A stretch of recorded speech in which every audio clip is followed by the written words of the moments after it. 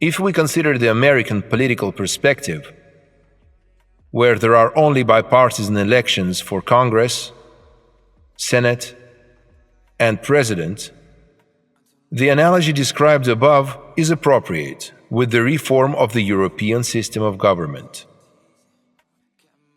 You can cast a fleeting glance at American and European political dinosaurs. For many generations, false archetypes of democracy have been intensively programmed into the public subconscious, beginning with family upbringing, from school, from university, in the academic environment, and in mass media propaganda. Paranoid mantras such as the separation of the judiciary, legislative, and executive powers are evidence of so-called democracy. Multi-party elections and coalitions in government, this is proof of so-called democracy. In fact, this simply points to the competition of several mafia clans for access to power. Hence the endless intrigues, provocations, and mutual sabotage, as well as the lack of responsibility for the malicious and malignant activities of the authorities.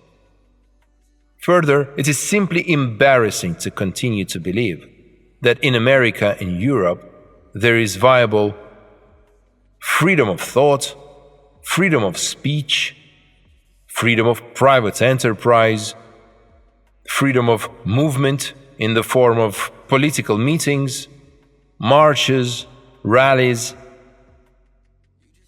Considering the global events that began on March 15, 2020, in all countries of the world, where state bureaucracy demonstrated convincingly how easily it can usurp power, easily organize a sluggish coup d'etat, can easily organize a total disinformation campaign, and aggressively suppress scientific, professional, and personal dissent, give way to illegal violence against the physical human body and a civilized way of life. The ruling state bureaucracy of all countries of the world was unprecedentedly corrupt on the one hand, and on the other subjected to blackmail by the CIA, Central Intelligence Agency. A unique combination of interests. Some are making huge profits, others are testing global control, and others, for whom it is a matter of life and death, are succeeding in elections thanks to mass absentee voting by mail. The first problem is the law enforcement technology in America and Europe.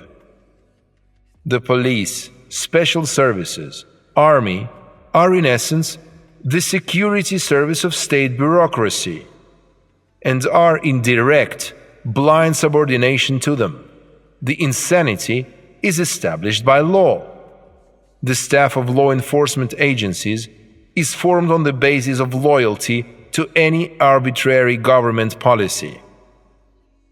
In these agencies, the legal consciousness of the employees, and even more so, the guidance to action based on the Constitution, is not welcome. Their salaries, social benefits, and careers depend on those who issue criminal decrees for them. So they are loyal to the authorities and not to the democratic law.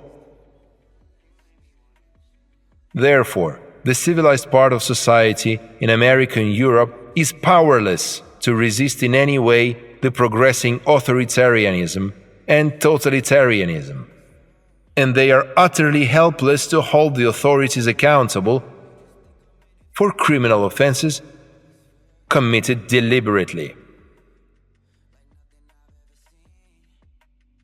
It is unfathomable that at the dawn of the third millennium, there is such a level of social degradation in all countries of the world that allows political ghouls and vampires to have enough electoral support to easily gain power today. Psychology of American and European government officials.